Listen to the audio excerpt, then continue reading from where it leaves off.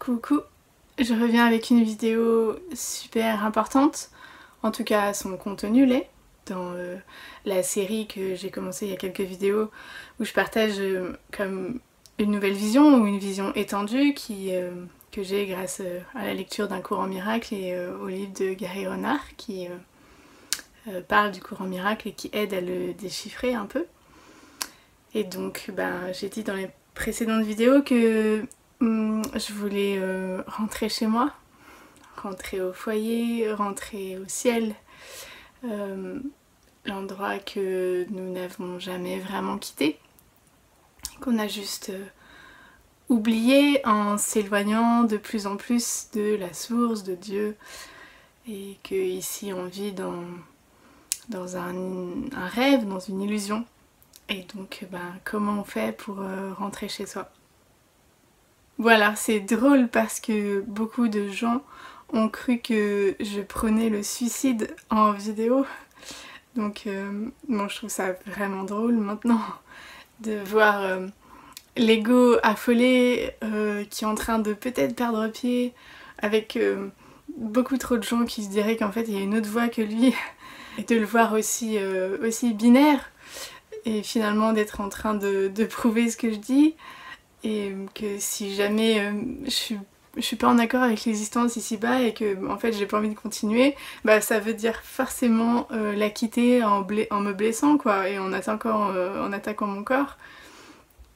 Or il faudrait que je sois vraiment bête d'un côté pour dire ça en vidéo et puis vraiment ignorante pour penser que ça changerait quoi que ce soit de me donner la mort. La mort ne résout absolument rien, puisque la réalité n'est pas dans ce corps, ce n'est pas en attaquant le corps que je vais atteindre la vérité. Ce serait même au contraire une manière de me lier encore davantage à l'existence ici-bas, et aussi sûrement que si je lance une balle en l'air, elle va retomber sur la terre et que plus je la lance haut et plus elle va retomber violemment.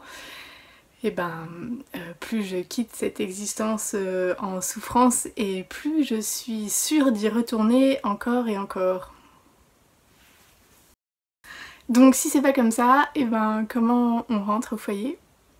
Donc je redis comme dans les dernières vidéos que la vie ici est une illusion et que c'est une fabrication de l'ego. L'ego qui est la partie de l'esprit qui croit en la séparation d'avec Dieu ou du ciel. Cette partie inférieure de l'esprit qui croit s'être détachée et s'éloigner de plus en plus au point d'oublier Dieu et sa nature divine qui est une, immuable et éternelle. C'est la partie de l'esprit qui rêve, un rêve de séparation qui est plein de peur, qui est terrifiant, et qui oublie que l'être s'est simplement endormi, alors qu'il est toujours en sécurité et qu'il est à jamais lové dans l'amour parfait.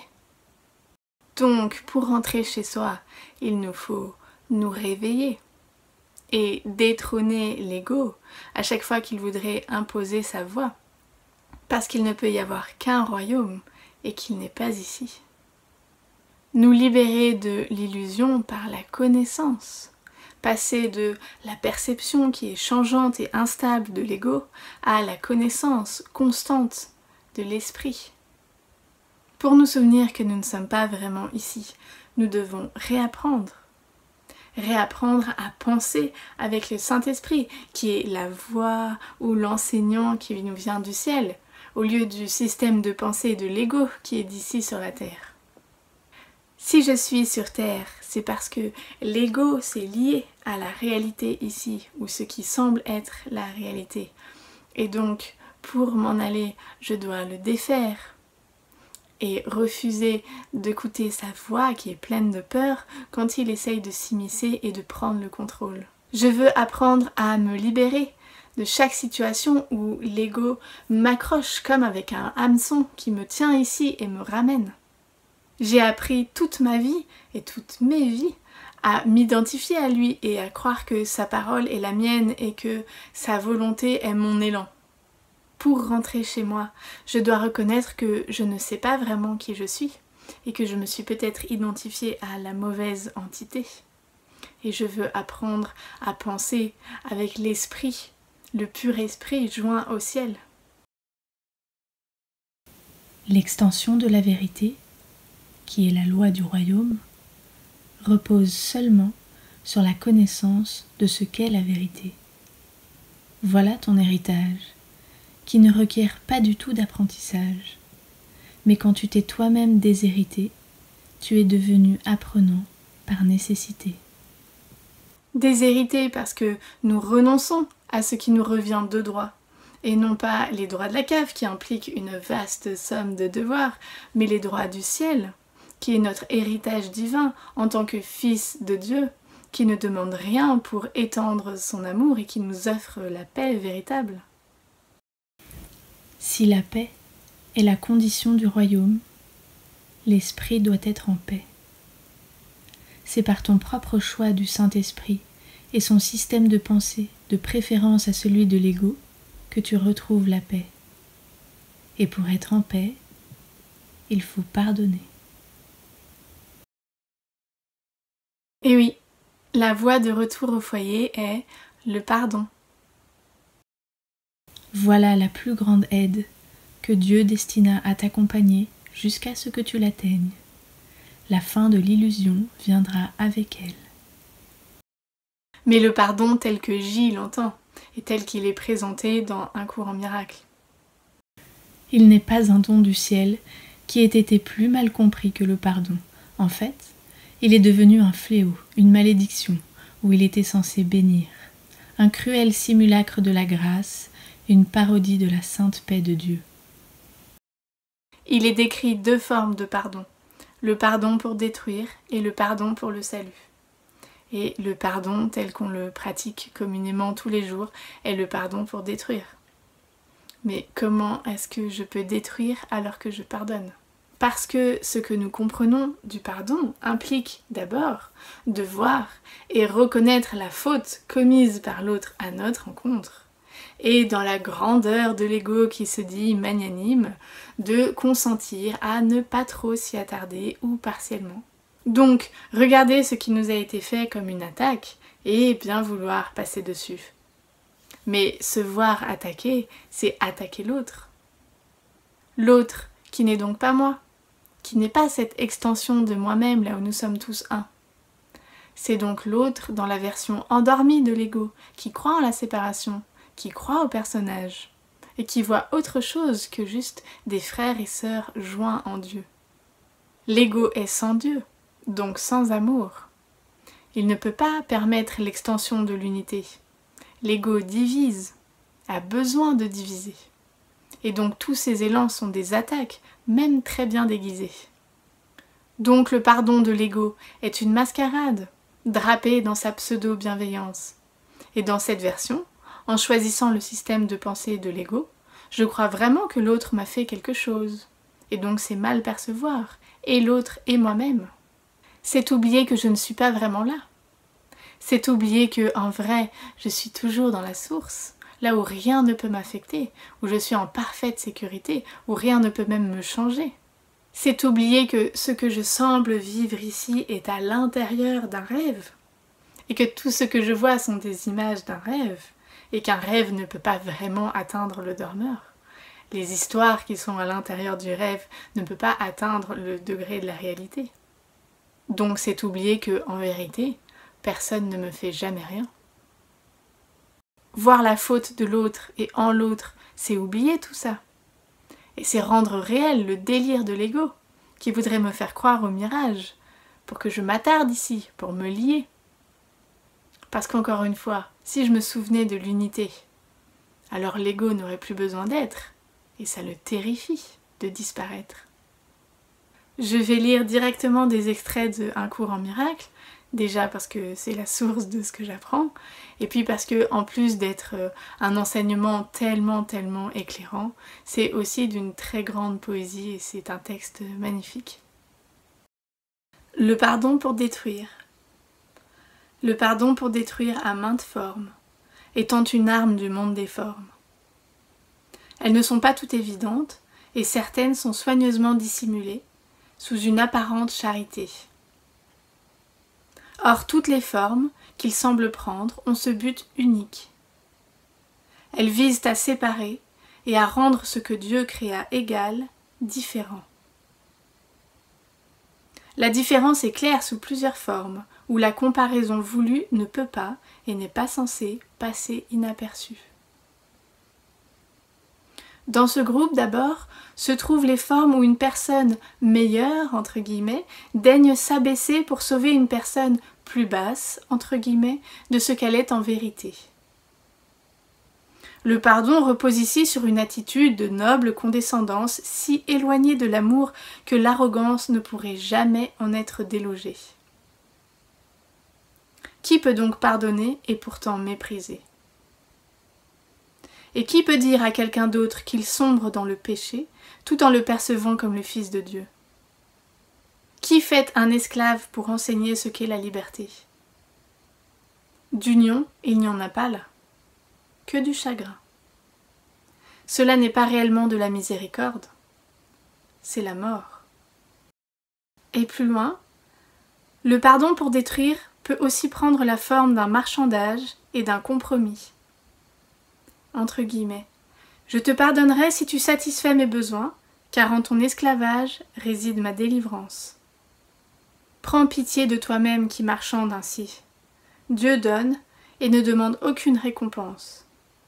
Nul ne donne qui ne donne comme lui. Tout le reste est simulacre. Encore plus loin. Toutes les formes que prend le pardon, qui ne t'éloignent pas de la colère, de la condamnation et des comparaisons de toutes sortes, sont la mort. Car c'est ce que leurs buts ont fixé. Ne les laisse pas te tromper, mais abandonne-les comme autant d'offrandes tragiques et sans valeur. Tu ne veux pas rester en esclavage. Tu ne veux pas avoir peur de Dieu. Tu veux voir la lumière du soleil et l'éclat du ciel luire sur la face de la terre, rédimé du péché et dans l'amour de Dieu. Tes ailes sont libres, et la prière te soulèvera et te ramènera chez toi, où Dieu veut que tu sois. La peur lie le monde. Le pardon le rend libre. Mais alors, comment pardonner ? En me souvenant donc que personne ne me fait jamais rien vraiment, qu'il n'y a aucune faute et que je ne subis jamais aucune sorte d'attaque. Donc, je pardonne ce qui n'a pas été fait, ce qui n'est pas vraiment arrivé. Le pardon pour le salut a une forme et seulement une. Il ne demande pas de preuve d'innocence, ni de paiement d'aucune sorte. Il ne dispute pas, ni n'évalue les erreurs sur lesquelles il veut passer. Et c'est très simple, pas toujours facile, mais tellement libérateur. Et avec un peu d'entraînement, vraiment toute situation se libère en quelques secondes ou quelques minutes. En vrai, dans l'unité du ciel, il n'y a pas besoin de pardon, où tout est l'amour parfait, infini et où rien n'est jamais commis. Mais on est encore ici sur Terre et on a encore besoin d'outils. Et le pardon est présenté comme la dernière étape, puisqu'il est de ce monde, c'est une illusion, mais c'est la dernière. C'est l'échelle pour s'élever jusqu'au ciel. On pourrait appeler le pardon une sorte d'heureuse fiction, une façon pour ceux qui ne connaissent pas de jeter un pont sur le fossé entre leur perception et la vérité. Et la vérité étant que tu ne peux pas être blessé, et à ton frère, tu ne veux rien montrer sauf ton entièreté. Montre-lui qu'il ne peut pas te blesser, et ne lui fais aucun reproche, sinon c'est à toi-même que tu le fais. C'est ce que signifie présenter l'autre joue. Puisque la séparation n'a jamais eu lieu, je peux pardonner facilement ce qui n'est jamais arrivé. Il n'y a pas de faute, il n'y a pas d'attaque, il n'y a que l'innocence éternelle et elle n'est pas approuvée. Chaque fois que je pardonne, donc chaque fois que je choisis le système de pensée du pur esprit, je défais l'ego.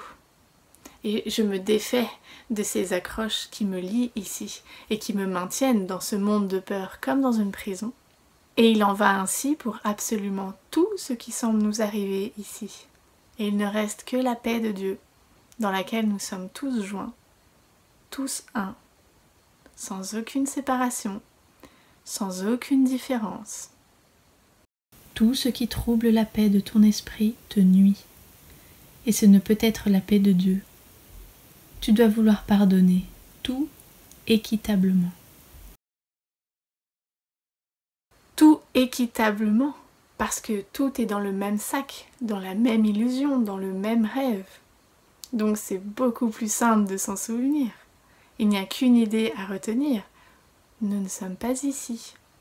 Et dans notre vraie nature, nous sommes toujours en Dieu. Donc maintenant, je vais pouvoir rebaptiser mes ateliers de souveraineté des ateliers de pardon, puisque c'est exactement ça, au final, c'est la même chose.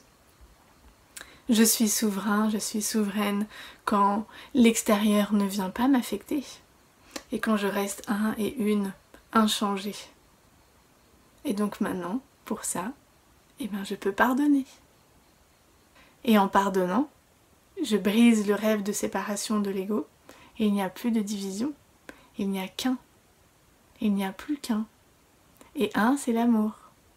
Et qu'est-ce qu'on veut d'autre ?